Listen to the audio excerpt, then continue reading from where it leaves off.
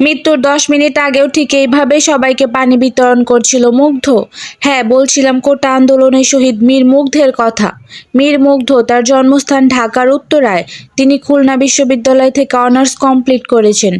অন্যান্য বিশ্ববিদ্যালয়ে চান্স পেলেও খুলনা বিশ্ববিদ্যালয়ে রাজনীতিমুক্ত হওয়ায় তিনি সেখানেই ভর্তি হয়েছিলেন। এরপর মাস্টার্স কমপ্লিট করার জন্য বাংলাদেশ ইউনিভার্সিটি অব প্রফেশনাল বিইউপিতে ভর্তি হন। সে ছিলেন একজন ফ্রিল্যান্সার। তার প্রোফাইল দেখে ধারণা করা যায় সে তার মুক্ত পেশায় বেশ সফল ছিলেন। তার সরকারি চাকরির দরকার ছিল না। তারপরও সে কোটা আন্দোলনে গিয়েছিল, কারণ আন্দোলনরত শিক্ষার্থীরা রোদে কষ্ট করছে। তাই সে নিজের অর্থায়নে পানি এবং খাবার কিনে সাহায্য করছিলেন। কিন্তু কে জানতো এই সাহায্যই তার জীবনের শেষ সাহায্য। পুলিশের বুলেট তার মাথায় লাগে এবং কানের পিছন দিক দিয়ে বেরিয়ে যায় এবং ডাক্তার তাকে মৃত ঘোষণা করে। মুগ্ধর যমজ ভাই আছে, তার নাম স্নিগ্ধ। দুজনে দেখতে অবিরল একই, তাদের হাসি একই, সবকিছুই একরকম।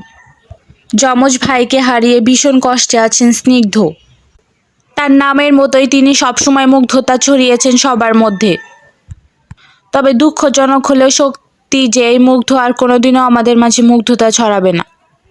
তবে মুগ্ধ সশরীরে বেঁচে না থাকলেও তিনি আমাদের অন্তরে আজীবন বেঁচে থাকবে। অনেক অনেক শ্রদ্ধা এবং ভালোবাসা মুগ্ধের প্রতি।